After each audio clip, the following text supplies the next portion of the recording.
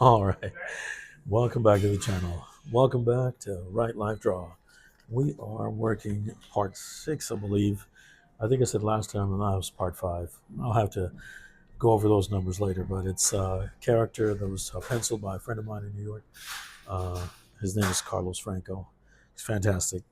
It's the character of Merida from Brave, voiced by Kelly MacDonald. It was released in June 5th of 2016. And this original drawing was done in blue pencil. There are no copies. I took a picture of it before I started inking it, and I'm the inker for this piece. And we're just gonna do a quick video here, hopefully about 6 to 7 minutes, just to do the hair styling here. So let me get to it. Of the bear, her mama, the mother of Merida, she turned into a giant bear. I might have to turn this board this way, closer to me. Let's see if you can see. Yeah, you can see it there. Is that a close-up? That close-up is going to be too much. All right. Let's go to town on this. All right, folks. Here we go. This is the, what do they call it? The bear's hair fur? I keep thinking it's fur, not hair, but hey, we can call it whatever we want for the purposes of this tutorial. So like I said before, I'm inking this. Oh, I've got a little bit of, I want to make sure that the base of each curvature is round, not sharp. Hair doesn't necessarily have a right angle or a left angle. That's not a thing. But again, those are the little details that an inker would know and sort of iron out on behalf of the penciler. So it's a little bit of interpretation, but it's not taking away anything from his drawing or her drawing. Uh, I am inspired by so many people um, that do this type of work.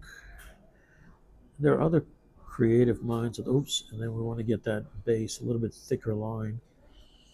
All right. I just wanted to do this luscious hair of the bear. It looked so wild and beautiful the way he penciled this. Um, Again, like I said, this artist his name is Carlos Franco, and I think I'm more than okay to mention his name.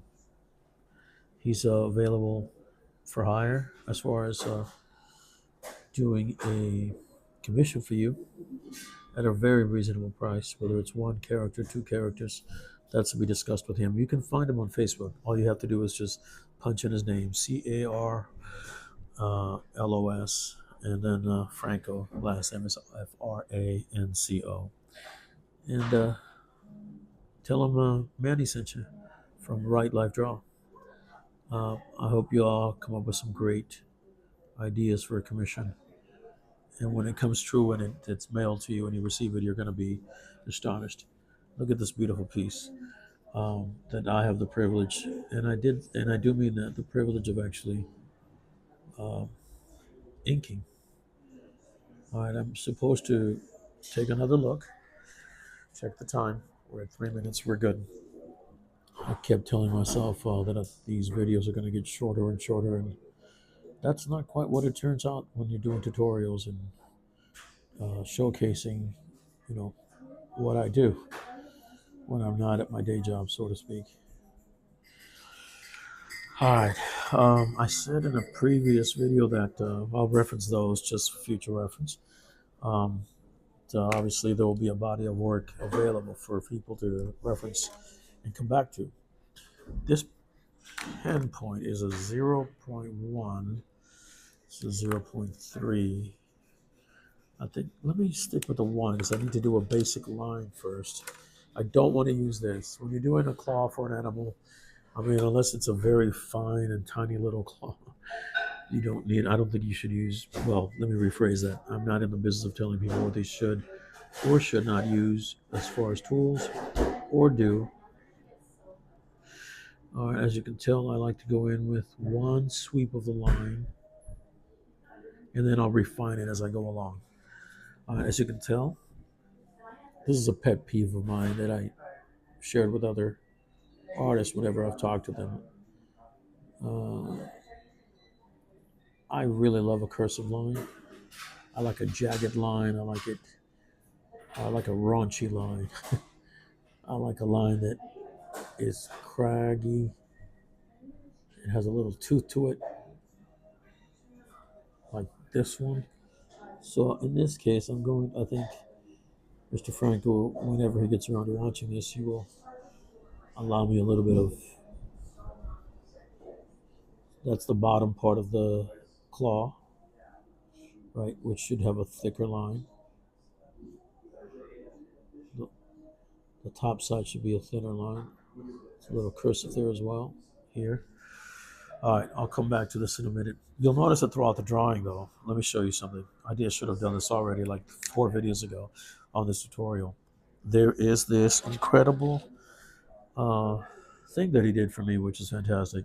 Not every penciler does this, although I think it's just a good rule of thumb.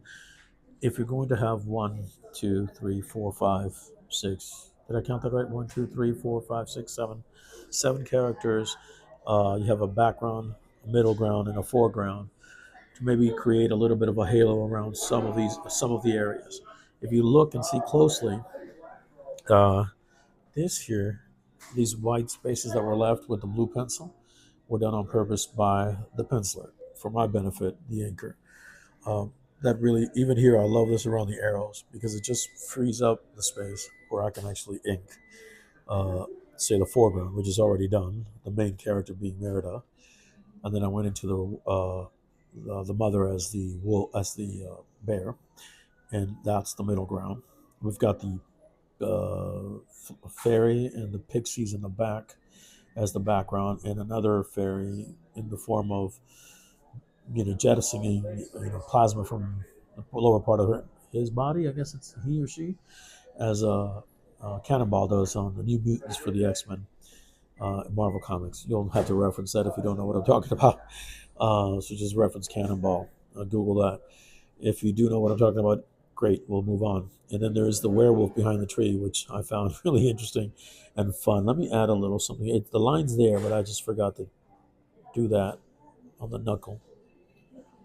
I want to make sure the line at the bottom is actually going to be more cursive and a little bit thicker. Uh, there's no werewolf, I would imagine, or wolf that I've ever seen that has really thin paws. A little cursive there as well.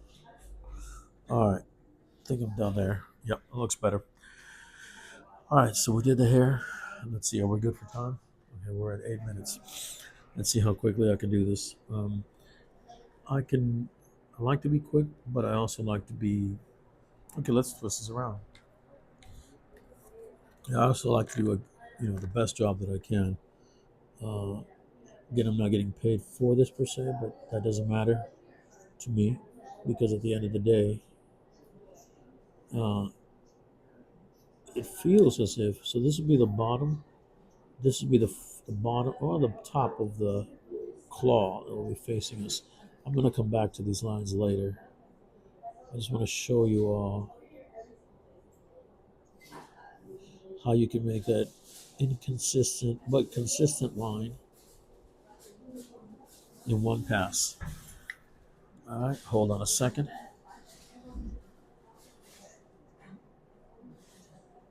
And I press down, I would say firmly, but not hard. That's not the goal. The goal is not to press hard. It's to be firm with the point of your. Luckily, these. I mean, I think this is a type of plastic at the center point that I forgot what it's called.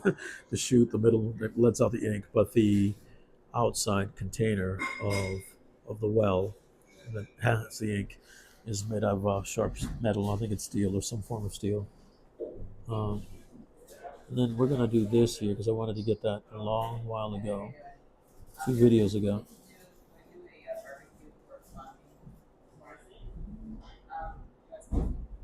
The inside of the cape is actually going to be delineated by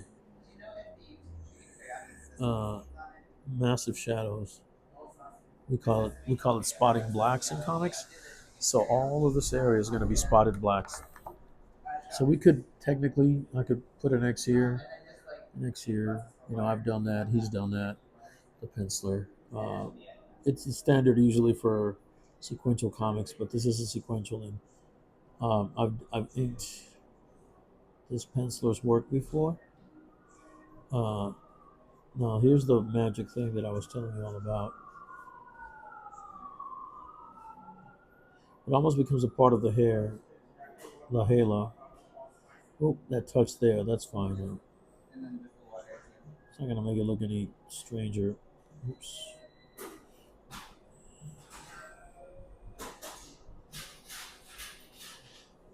And actually, because it is this cartoon character, I want to make sure that I do a halo around the character so that when the kid sees it, her eyes will be able to focus and see the character that she so much likes. All right, now let me see if I can. It shows in the camera. Okay, we're at 11 minutes. Let me put this right here and balance it out. You see this here? Let me get a close-up view right here. Let's do a close-up. So if I said all of this is going to be spotted blacks, okay, why? Let's do this the old-fashioned way. You notice I could use a French curve, which I have in my, but I'm not going to do that. I think that takes away from what I'm doing. And I'm using a 0.1. You don't want to get too close to the bow. You just want to shadow it. There we go.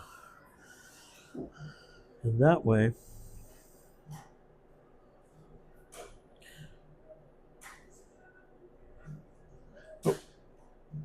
I can come back with a little bit of white out or white paint and clear that up. All right. Now, what this is going to do, in case anybody's wondering out there, is it will not only separate her costume, her dress, but it will certainly, that's a bit of a wide pull, but that's okay. Like I said, I can add another line here. Once I bring the brushes in, I'll go to town on this. And these lines will not have been.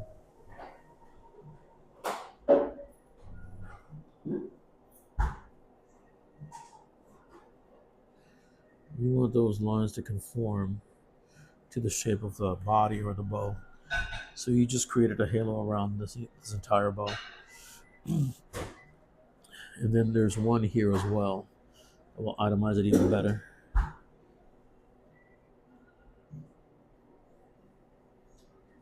And yes, a drawing like this requires a lot of patience.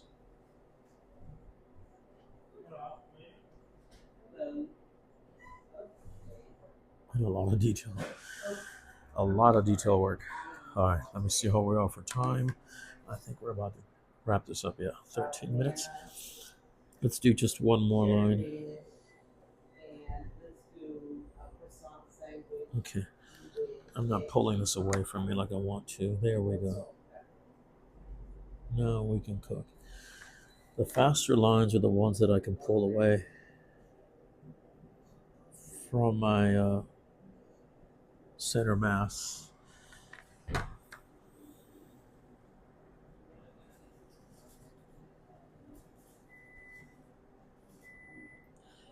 I want this arrow to be itemized beautifully. Then I'll come back in and there we go. When it's done, it'll look sharp. So the kid will be able to see it. And maybe if it all goes the way I plan, she'll see herself in the character. Now, wouldn't that be fantastic? Such an inspiring character for a young girl. I think so anyways. Um, I need to go see that film again. Or stream it or whatever. It's available, I'm sure, somewhere. All right, so let's do this one last piece here for the, I did the bow. All right, we're not gonna create a halo that goes here that's gonna blend there. We're gonna do this line.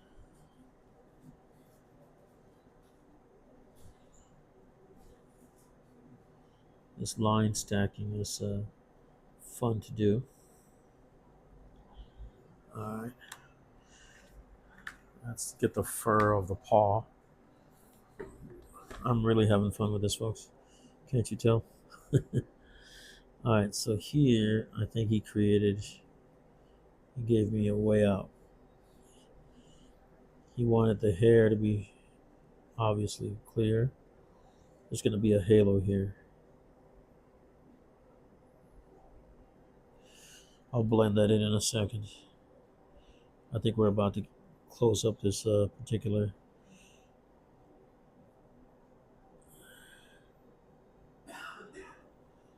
um, episode. Or what did I say before? Video episode? What do we call this? Okay, so then the foot. This is the back side of the bear. Obviously, the left foot, the right foot, the left foot. Are we still there? All right, we're still there. We're in close-up view. Let's get pulled back out. We're just gonna do the outline. Um,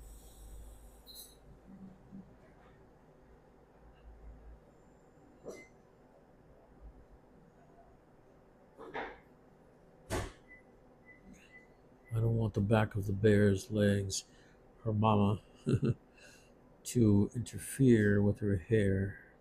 We're gonna leave that there. Also, there's a halo here that actually will become very useful. And then we're gonna do the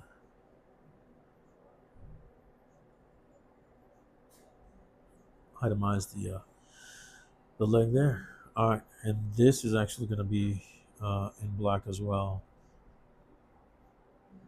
This is all part of the cape that she wears. All right, on that note, um, please hit the like. Feel free to share this video with someone you think will enjoy this. Subscribe to the channel, and by all means, leave a comment. Share with friends and complete strangers wherever you find yourself and wherever you find them. Hope you've enjoyed the time, and this has been beneficial to you in one form or another. And on that note, as my pen just broke up on my hands, I am going to say adieu, or goodbye, or see y'all later. I'll catch you around on the next one.